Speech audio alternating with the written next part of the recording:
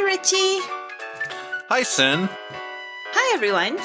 Today we have a very special guest on a very special podcast. Oh my god, who is it?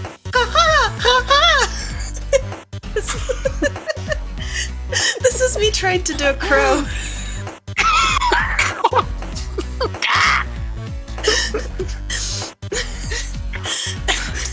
Please introduce yourself, special guest. Hi, it's me, Dahlia's dark side, witch on the internet and self-proclaimed know-it-all. Woo! That's all I got. Richie, clap. Aw. Only Stop, two? but don't stop. Richie, you can give more than two? No, I did more than two. I think the sound cut out. Oh, okay. Yeah. Okay, Richie. All right. Bully. Dahlia, can you tell a little about yourself? Oh, yes, I can. It's my favorite subject. So, I am a practicing witch, and, I like to study the occult and stuff, as well as an avid video gamer. And, like I said, I'm a bit of a know-it-all, so I like to study particular subjects, and I have an invested interest in crows and ravens, because I think they're great. Thank you. And is there anywhere where people can find you, social media? Yes, you can find me on Twitter at DarksideDahlias on Twitter, and that's kind of it. And Dahlia's Dark Side on YouTube, but there's nothing on there at the moment except for some old gameplay videos.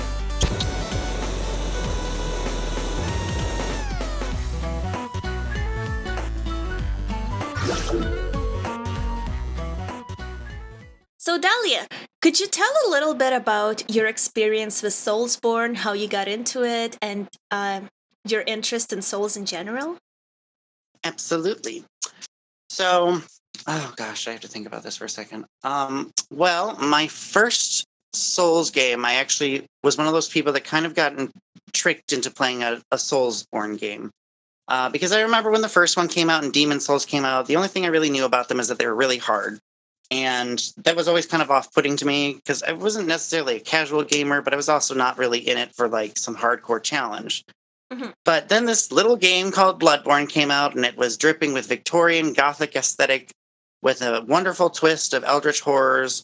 And I remember I did not do well starting that game. I got it a little bit after release, so luckily I never had to deal with the loading screen that just burned Bloodborne into your TV or anything. It was a little bit after that.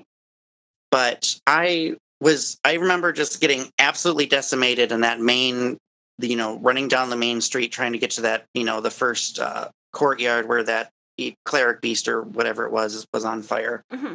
And I just remember getting so frustrated, but I just loved the aesthetic of this game and wanted to know more about what was going on that I kept going. And eventually I got good at it. And I found a fantastic community. And then after beating Bloodborne, I was like, well, now I want more. So I then proceeded to get what was a new release at the time was the Scholar of the First Sin, because I had just gotten a PS4. Scholar of the First Me. Yes, Scholar of the First Sinclair. Thank you. So I played that, and that was really cool. So that was technically my first Dark Souls was Dark Souls 2 Scholar of the First Sin, which is an interesting place to come in at, for sure. Mm-hmm. And then I played Dark Souls 1, loved it, and then Dark Souls 3, and the rest is history. Whoa! Amazing. I try. And you and Rich actually know each other from way back when. Yeah, from Aegon's channel. Yes, we did. We met on Aegon's channel. I was very much and still do love his lore runs and stuff like that. Yeah. I love that, how in-depth he went. Mm-hmm. It was very cool. It always felt like I was sitting in like a university lecture, and it was the first time I'd ever really seen someone put that much insight or like really went and like gave it an academic, combing over of material. Mm-hmm. And then of course from there, I met Richie, or as I knew him back then, JSF. Hello.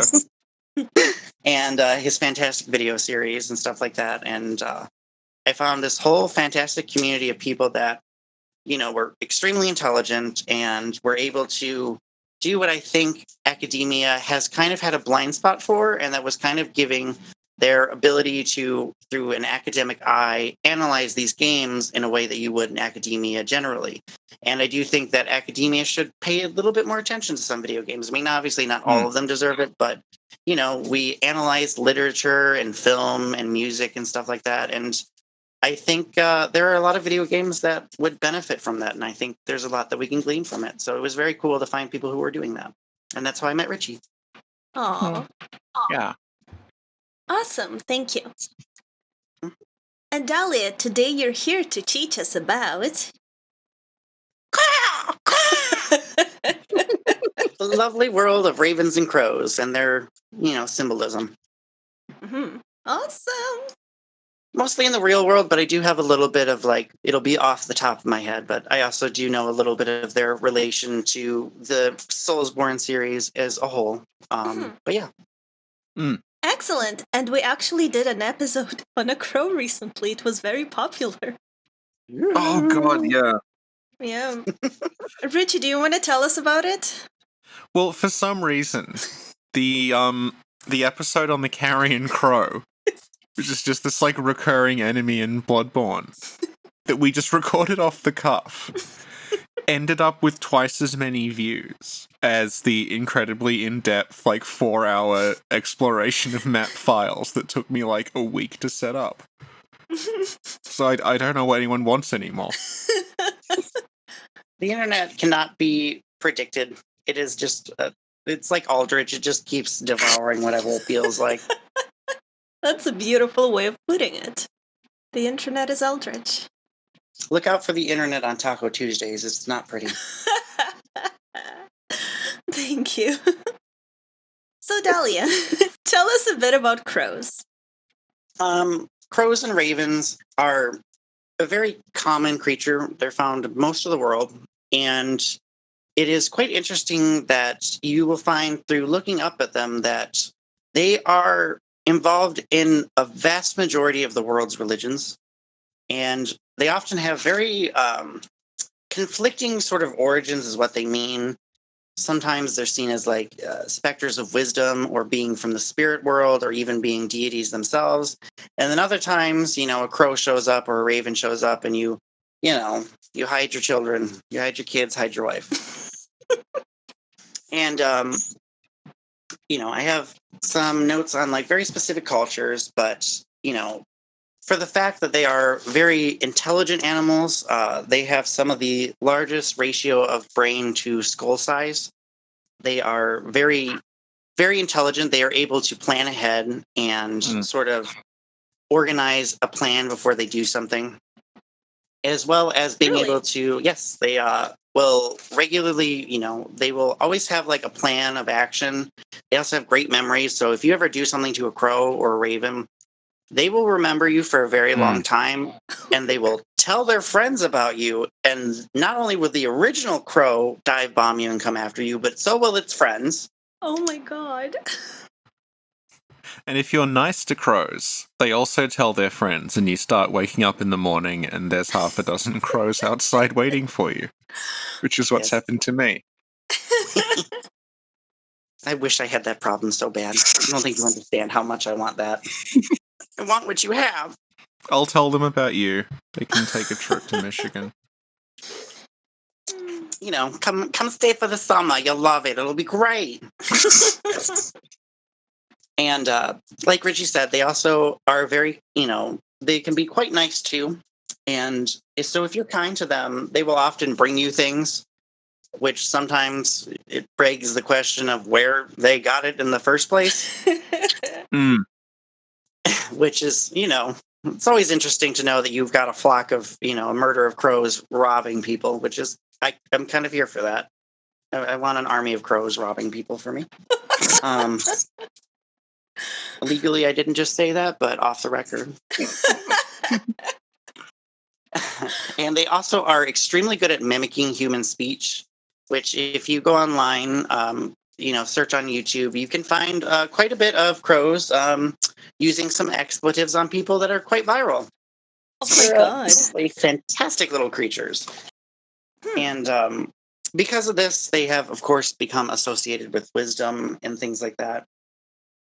And I can get more into specific cultures and stuff like that. But generally, their high intelligence, their ability to plan. I mean, even if another crow dies, some people call it funerals, but it's more apt to say that crows and ravens hold autopsies to, I mean, it's not quite an autopsy like we think of it, but they will observe a dead crow or raven to try and figure out what killed them so they can avoid danger later on. Mm-hmm. And a little bit more of a darker aspect of them, too, is that if a crow or raven in their community is hurt quite a bit, they have a tendency of doing a mercy killing, so that way they aren't a threat to the rest of the birds and to kind of put them out of their misery. So they are very methodical animals. It's even been said that they're about on the same intellectual level as dogs, but honestly, I think crows and ravens are a little bit smarter than that because I've never seen too many pack dogs, but I've never really known dogs to hold autopsies. So, I just imagined a dog in a lab coat with glasses. I'm using the scalpel here. We're opening the chest cavity. Oh. Runs off with the rib cage. Damn it, you're a doctor. Thank you. So you mentioned that crows are a very common motif in different mythologies. Would you like to talk about that? Absolutely, Richie. I would love to. So, as I've said, they appear in numerous cultures, and they are often believed to have viewed as possessing some sort of paranormal or preternatural ability. Sorry, I couldn't say that. Which date all the way back to antiquity. As far back as in Greece mythology, their powers were seen as, ravens were seen as companions of Apollo, the god of the sun, the god of truth and prophecies. And it was often believed that they were seen as you were able to divine the future with ravens. And, their ability to mimic was quite the spectacle and whatnot.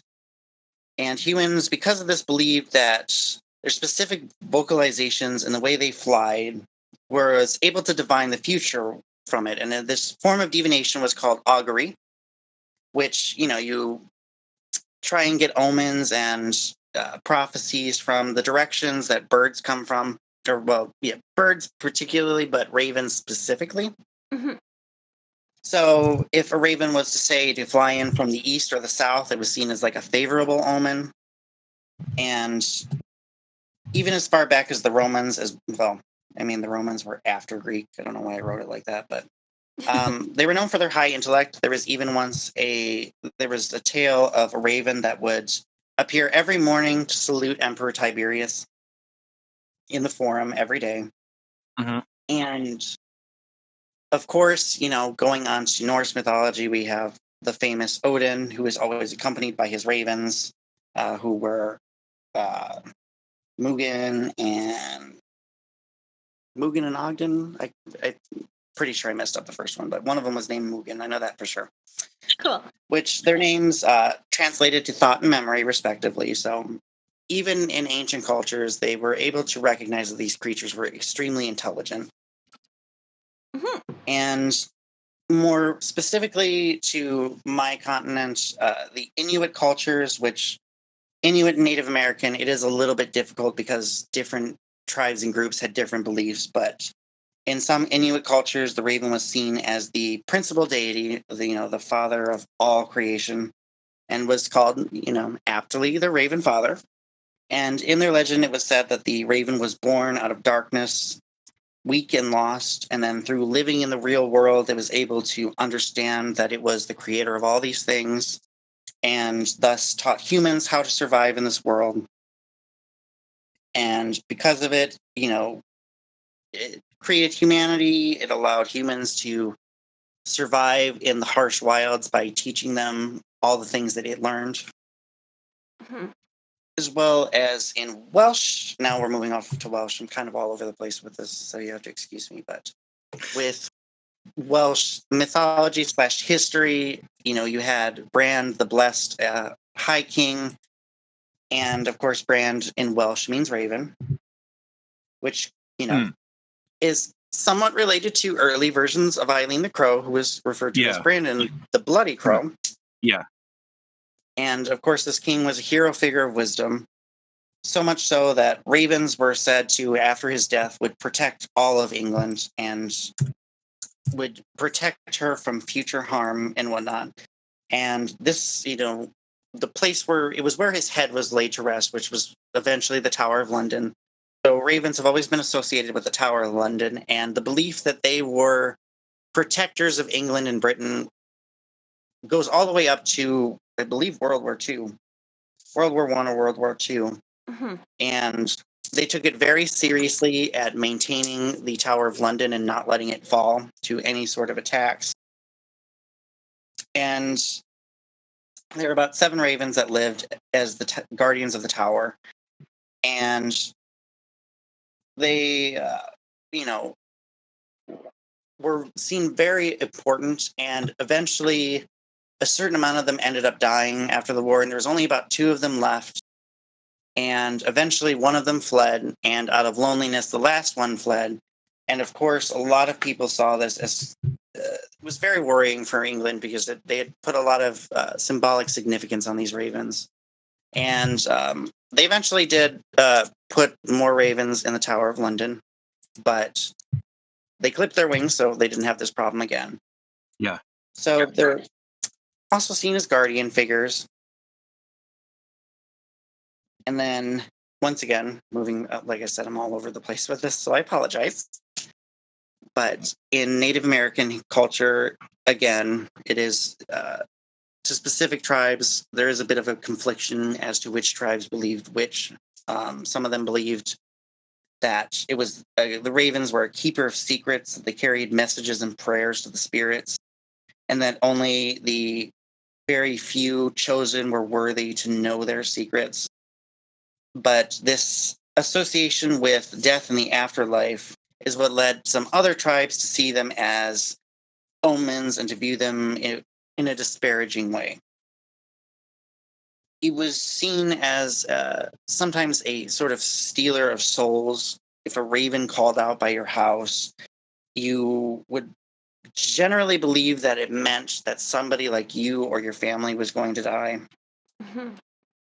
And there are multiple reasons for this, but eventually the narrative of ravens and crows being seen as a negative light started to take hold, particularly when in some cultures where the heritage is not written down in, where the stories, the tales, the myth, and the legends are not kept in a book of some form.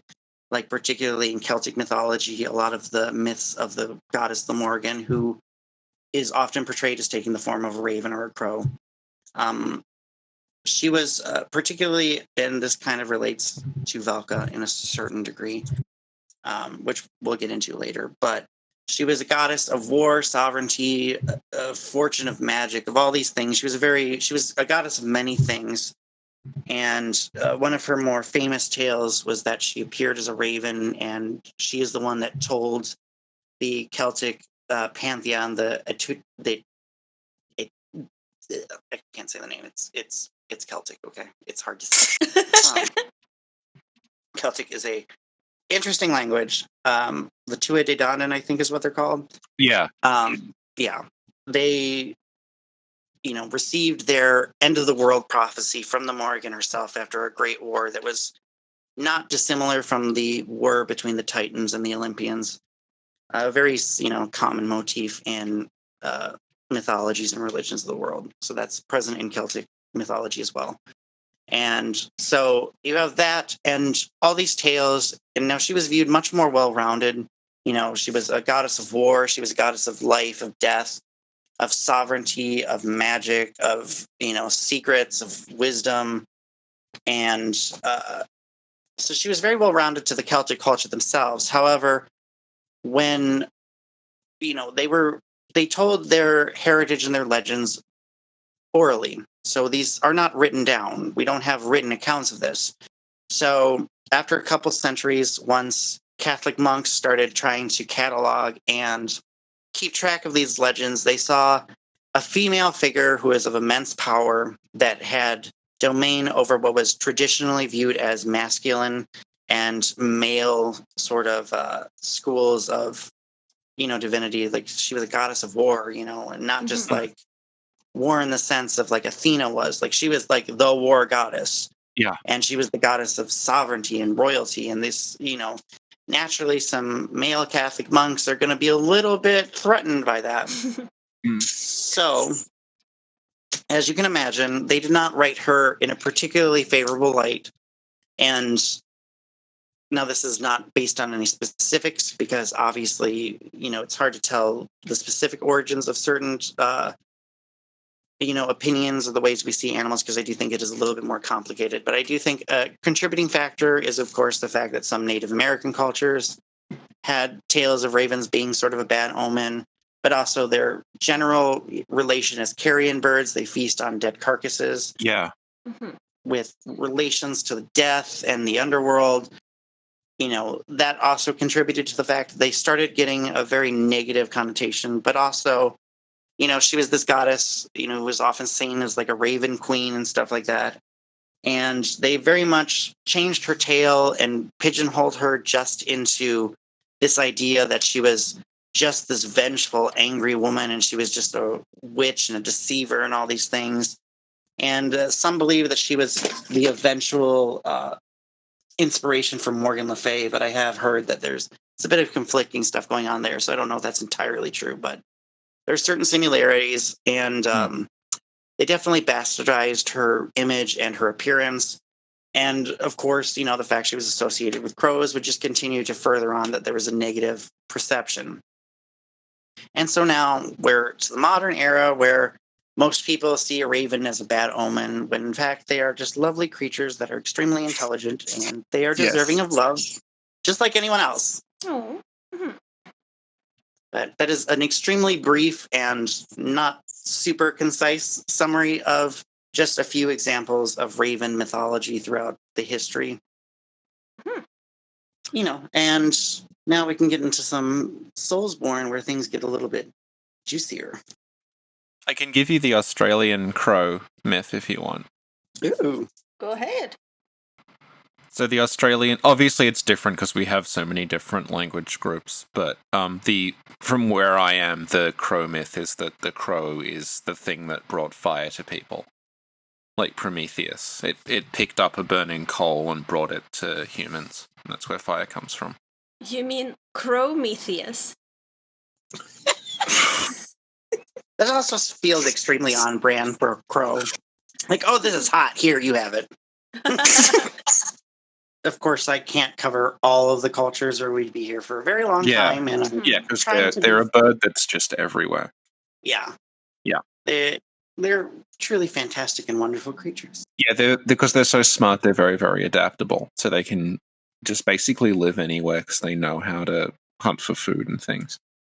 Right. And they can fully take advantage. And even their age group structures is extremely interesting because often teenage crows tend to be a bit more troublemakers and they like to gather in little gangs of each other, which I believe the term for a group of ravens, I know one of them is a conspiracy. Unkindness. Yeah, conspiracy and an unkindness. Thank you. That was the other one. Those tend to be adolescent crows, whereas adult crows tend to mate, and they're a crow that stays with their mates, and they just kind of move in groups of two. So if you see an unkindness of ravens or crows, be wary because they are teenagers, and like any group of teenagers, well, you can imagine how that'll go for you. See, here we have so many just like obnoxious shithead parrots that crows are just like such a relief. It's like, oh god, you're so placid. So we get these just huge flocks of parrots that just like land on the roof and throw things at you all day. Those are the ones that have the blonde flute. Yeah, god, they're annoying. Everyone's like, oh, it's beautiful because you look out the window and there's parrots, and it's like, yeah, but they're just shitheads. Like, they just throw walnuts at you all day. They're the frat bros of the. Yeah, they are. And they live to like 80, so I know every single year it's the same one. They're on their yearly summer break. Yeah. Just get up and look out the window and it's the same parrot from last year, and he's like, yes, surprise, motherfucker. I'm back. Bet you thought you saw the last. You're not getting any sleep tonight. I'm going to throw walnuts at your roof because I have anything else to do. I had the PBR. And ravens are much better dressers. Can you explain the difference between a raven and a crow? Or is there not one? There are some differences. Of course, it's in size, but I don't know the specifics of it, but of course size is a factor, and there are some differences, specifically in vocalizations. Crows and ravens have a distinctive difference. I mean, they're kind of similar, and if you don't hear them together, you might conflate the two, but they do have a very distinct sound. Crows tend to be a little bit more abrasive, whereas ravens are a little bit more moody. They really set the mood of being in a cemetery, but I couldn't tell you the specific biological differences, which is probably something I should have looked into, but sadly I did not. But I do know that they have a surprisingly, they're a rather large family of birds, corvids in general, which is their family distinction. You've got ravens, crows, magpies, and blue jays, which are, here in the States, they are not the friendliest birds, but I've never had a problem with them. But every time I bring it up, people are like, blue jays are assholes. And I'm like, okay, I guess.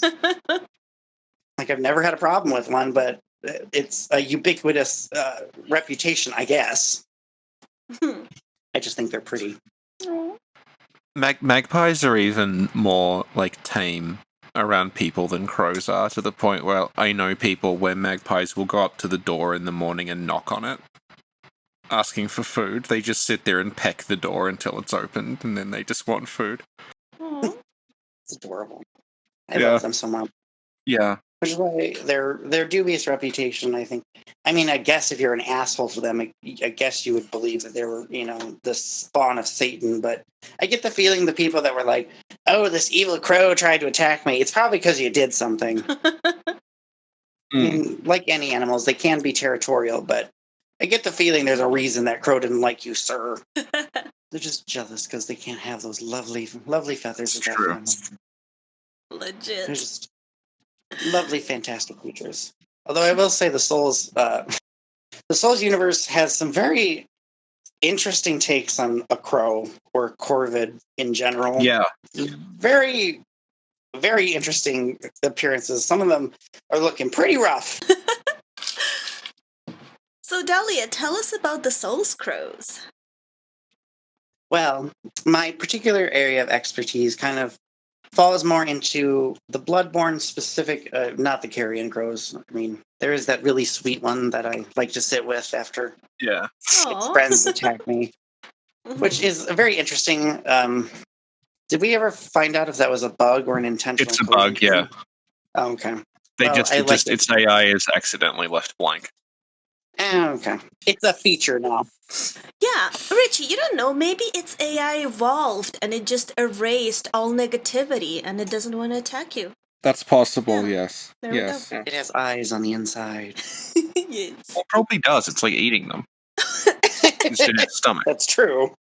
That's very, very true.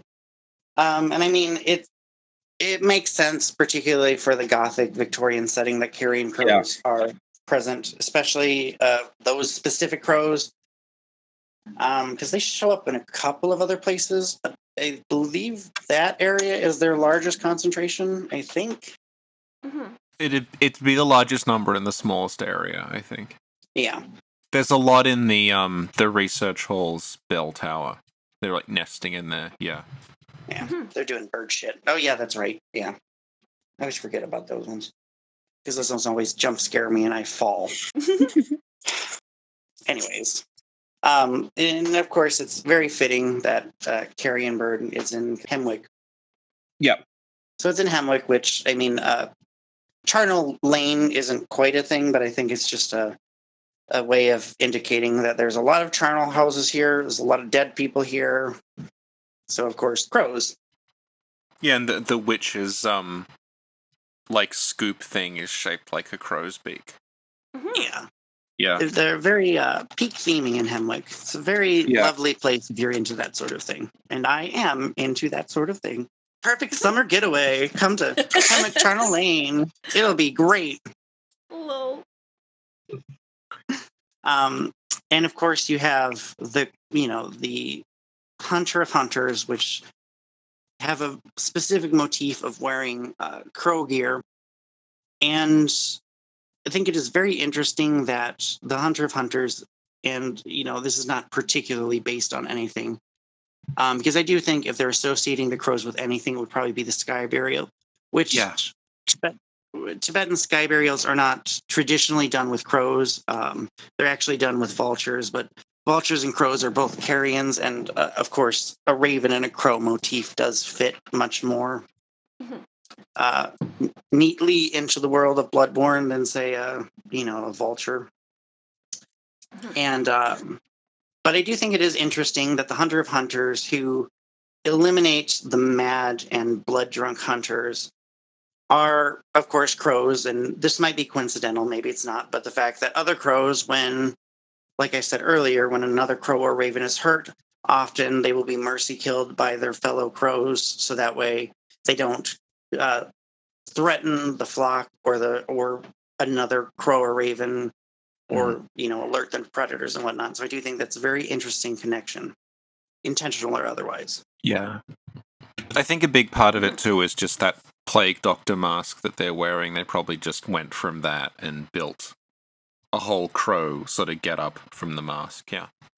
Yeah, because plague doctors do get, there's definitely some similarities, but it's not exactly a crow skull. But of course, when you have it with the feathers and you have a character called Eileen the Crow, it fits very well. Yeah. It's also a very, very nice aesthetic. It's lovely. And as for, now I recall the ones in the painted world. Because as far as I can tell, are they ever specifically stated as crows, or are they just kind of a carrion creature? Yeah, I think they're called the crow people of Velka. Okay. Which I think that particular appearance, I mean, obviously there's some interesting kind of details going on, because I do think some of it is pretty surface level in that. I mean, obviously there's deeper things to a lot of the stuff in Bloodborne and, the soulsborne and everything. But crows, decay, they eat decay. So they're in this decaying world, and you have all these crows that are sort of vigorously trying to perpetuate the decay of the world, because that's what they feed on. I do think that there is a little bit more depth to them in the painting of Ariamis than in Ariandel, because one, this is a secret world. This painting is never supposed to really be found, and they do have a distinct connection to Velka. And with Velka, I almost immediately sort of recognize that there are some thematic similarities between her and the goddess the Morrigan. Yeah. And, she's and I wouldn't necessarily call the Morrigan a goddess of law, but it's sort of like, if you wrong her, she will get you back, and she will give you chances to right your wrong. But if you don't, she's going to come after you, and there's nothing you can really do to stop her. And so the idea of Velka being this dark goddess who is associated with all these crows in this very secretive world, which, calls back to the fact that ravens and crows are often seen as agents of wisdom and secrets and knowing things of the afterworld, the afterlife. So it makes sense. And I mean, Velka's always kind of been a bit of an enigma in the soulsborne universe. Well, the Souls universe. Because we never, people always really want her to be explained, but they never really did, which I think is much more interesting. And I mean, I feel like part of her importance was maybe a little bit more inflated by the fans, less than her implications in the series itself, if that makes sense. Because she's kind of involved. She's got her hands in a lot of pots, but it's never as overt, her involvement, as like it is with like Gwen and all of them, and like all the stuff that goes on. Because in a weird way, the lords and stuff, they don't feel much like gods in a certain way. I mean, they kind of are, but they aren't, in a weird way. Whereas like Velka and some of the other deities that I can't think of off the top of my head, they feel like true gods because we never see them, Yeah. and they kind of have an influence on everything. But they've got this like, omnipresence where they're involved in multiple cultures, as well as being like, she's the goddess of law and order, which was very heavily implemented in the first Dark Souls game with like the invasion system and all that, which Richie could probably explain that better because I mean I kind of get it, but I never fully understood how that worked. It was always kind of confusing. And I didn't really get to play Dark Souls during its prime. And then remastered happened, but also like it's not the same as like when Dark Souls was brand new and everyone was playing it. So I never really got a good grasp on that whole system. But there are clear parallels. She's kind of considered a dark goddess. She's kind of hidden away. She's not really good. She's not really evil. She kind of plays the medium, and she's, she always seems to be connected to things that are going on deeper than like the surface conflict or whatever. Like she's involved with the occult rebellion of Lord Gwen, but like it just seems like she's not super concerned with whatever the hell is going on anywhere, particularly. She's, kind of everywhere. So, there are definitely parallels. I mean, not enough for me to say that she was definitively inspired by the Morrigan, but I would not be surprised if they didn't take some inspiration from her, especially with her inspiration with the crows and all that.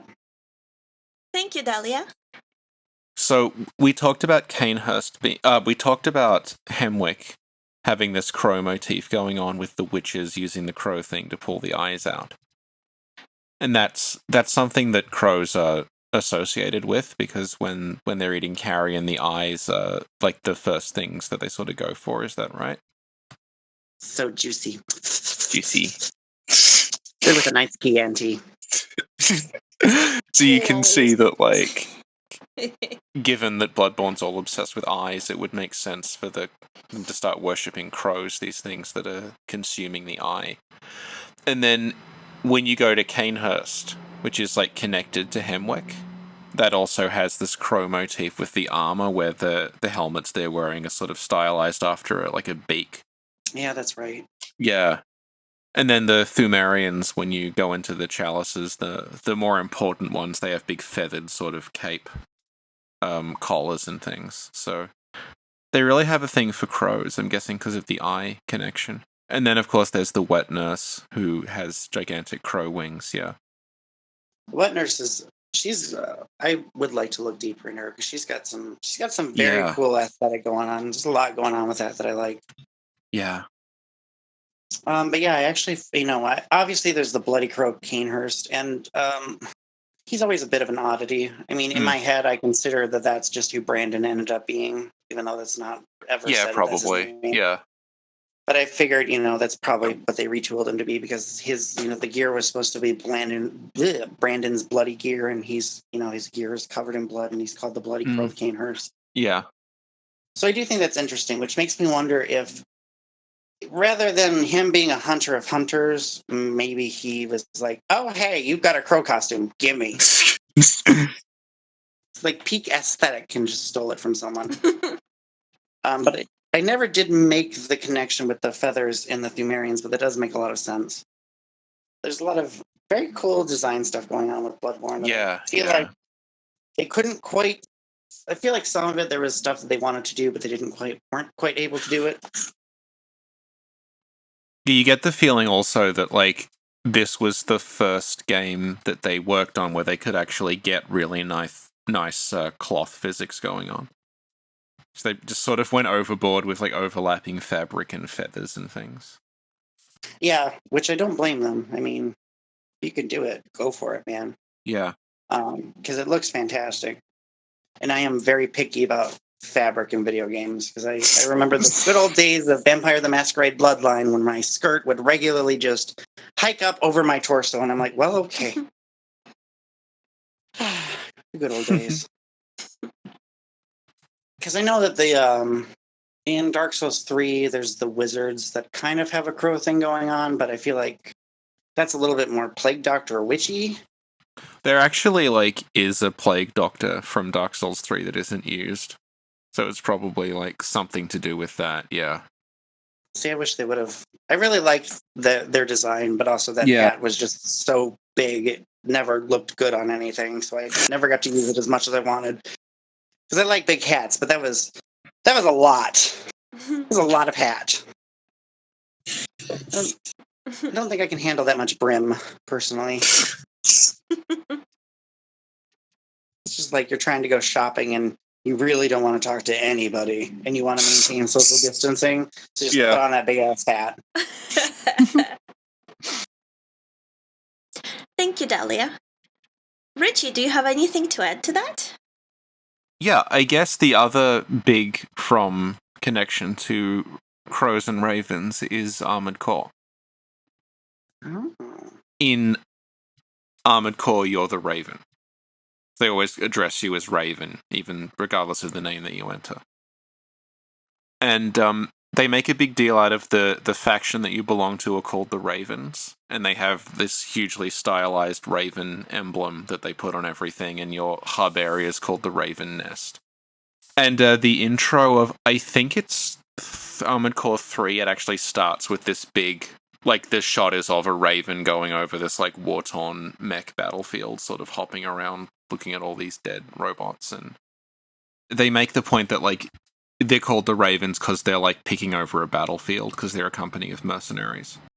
Yeah, I was going to say that that is a very popular motif in mythology and pop culture, which is very cool.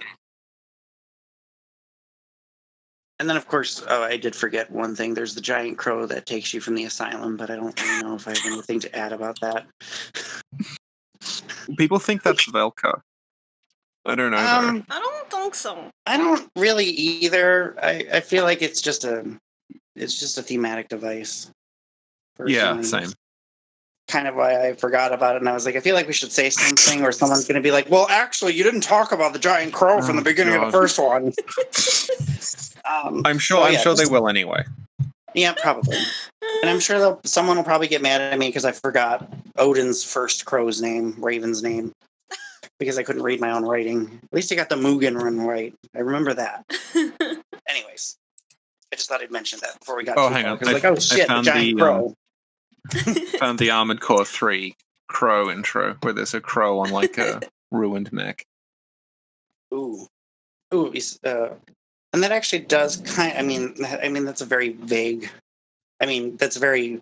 I can't tie it to what I'm going to say because that is very common imagery. But there is a story about Cuchulainn, about his death in Celtic mythology. That basically, when they killed him, none of them would touch his body until the Morrigan appeared as a crow on him. So, but do you want to just clarify who Cuchulainn is for people listening? Yes, Cuchulainn is a hero of Celtic mythology. It's hard for me to equate him with someone specifically, other than like he's kind of like Theseus and Hercules, in the fact that he is a mythical hero who is kind of involved in the most ridiculous cattle raid I've ever heard of in my life. And honestly, he's a bit like the Hulk. He was. I believe he was like a partial deity. He was like a demigod. And basically, he would get very angry and he would literally Hulk out, very much like the Hulk. And he was kind of impervious. And throughout his journeys, he had a couple of times kind of insulted and scorned the Morrigan. And she kept warning him, like, hey, do this for me or you're going to die. And of course, he didn't listen. And pretty much after, he had his final battle and he was finally bested, and he was so badly hurt, he pretty much had to strap himself to a pole to hold himself up and hold his sword. Wow. And the people that, it was pretty intense. Celtic mythology can get pretty metal sometimes. Yeah. And the people that had killed him would not touch his body until the Morrigan appeared as a raven that landed on the post. And then they chopped his head off. Oh, wow. I remembered the crow in Dark Souls 2. Literally just that second. Wait. It's Ornifex. Yeah. She's just one of the crow people from 1, and they just repurposed the model. I mean, that seems very on brand for a crow. Like, Yeah. hey, I've got shiny things. Do you want them? Yeah. Oh, of course, Yes. the crows you trade items with. Yeah. Do we never see them? Yeah. Yeah, the most important crows in the series. They're just never shown on camera. Yeah. What is it that they say? 1 is give me warm, give me soft. 3 is give me sparkly, give me twinkly. But then the 1 in 2, for some reason, it sounds like the Swedish chef from the Muppets. And it says, like, that's like give us smooth, give us soft. Give us smooth, give us silky. Yeah. Yeah, Silky. I forgot And then about them when too. you give it silky, it goes, yeah, yeah, yeah.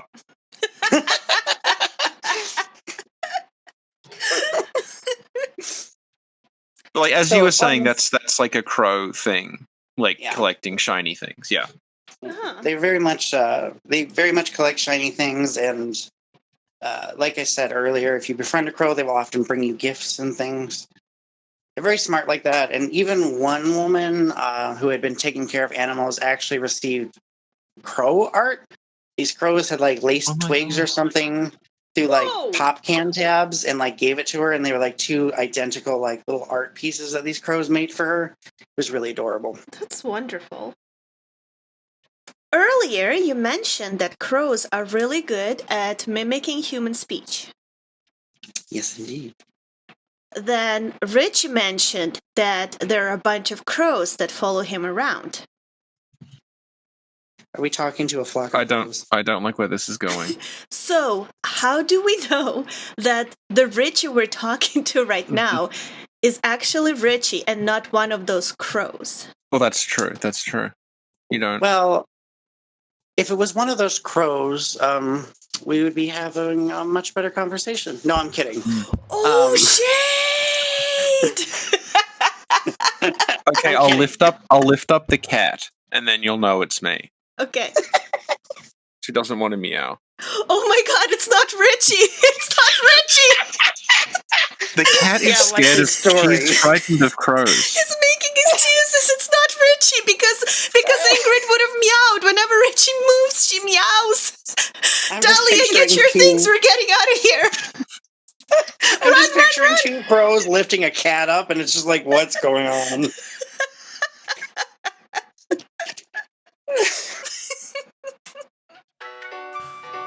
That was Crows in From Software with special guest Dahlia, Crow Witch Expert. Dahlia, where can people find you on social media? You can find me at twitter.com at DarksideDahlias and on YouTube at Dahlia's Darkside. Thank you for coming, Dahlia. This was very informative and very on point. Thank you for having me. If you need me to talk about any other birds that eat dead people, I am always game. Thank you. Well, yeah, thank you for coming, Dahlia. Thank you for having me. Thank you for coming, crows who are dressed as like a human by wearing a coat. It's like 2 crows standing on one each other wearing a coat and a hat. Do you know what I'm actually wearing, seriously? What are you wearing? Okay. I'm wearing a t-shirt with the Formel Certain rune on it. Oh boy. Oh It's all coming together now. This is a conspiracy, and I'm so glad I got to be a part of it. Okay, well, thank you for listening. Of course. It is always a pleasure to get to speak with you, Sin. And it was so good to finally talk to you, Richie. Yeah, thank you so much, yeah. You too. Dahlia, since you're our guest, and I keep forgetting about this, so I just add code words in the end on screen. But would you like to pick a code word for today's podcast? Let's make it, you should make it caw. C-A-W. Perfect.